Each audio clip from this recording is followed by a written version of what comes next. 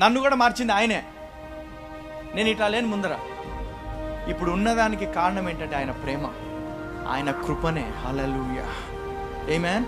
నేను ఏదో 41 రోజులు ఉపవాస ప్రార్థన చేస్తే మారాను అంత సీన్ లేదు నాకు. ఉపవాస ప్రార్థన చేస్తే మారాడు అనే వ్యక్తి లేనేలేడు, ఇంపాసిబుల్. ఆ ఉపవాసం దేవుడు చెప్తే ఉపవాసం చేయాలి, కానీ ప్రతి శుక్రవారం నేను ఉపవాసం చేస్తా బ్రదర్. ఎందుకు చేస్తున్నావు? దేవుడు చెప్పాడా? అదొక ఆచారం అయిపోయింది. మార్పు ఉందా నీలో? లేదు.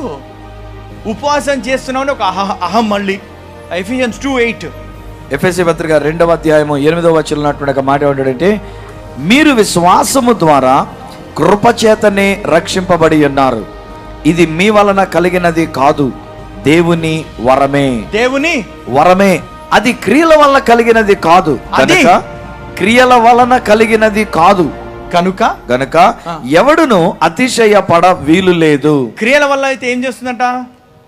అతిశయం వస్తుందంట. నేను చేశాను కాబట్టి అతిశయం.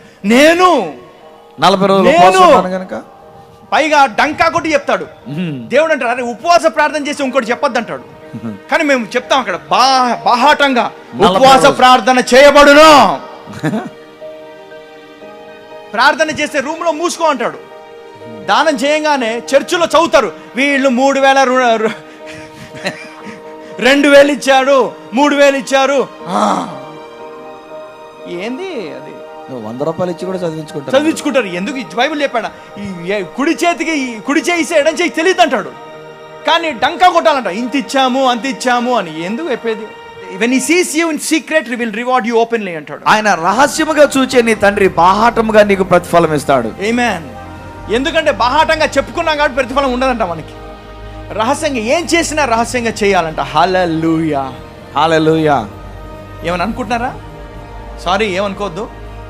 కొంచెం మీ పునాదులు కదులుతున్నాయా? కదులుతున్నాయి. మీరు ఏమనుకుంటే నాకే, నేను చెప్పడానికి వచ్చా, చెప్పి వెళ్తా అంతే. హల్లెలూయా. ఒక్క పైసా మీ దగ్గర తీసుకోండి, నేను ఒక్క పైసా తీసుకొని అంతే. చెప్పడానికి పైసలు తీసుకోవడానికి వస్తే మీకు వత్తాసు పలకాల, పైసలు అవసరంలే. ఆయన ప్రేమని చెప్పడానికి వచ్చా, చెప్పి వెళ్తా. హల్లెలూయా, హల్లెలూయా.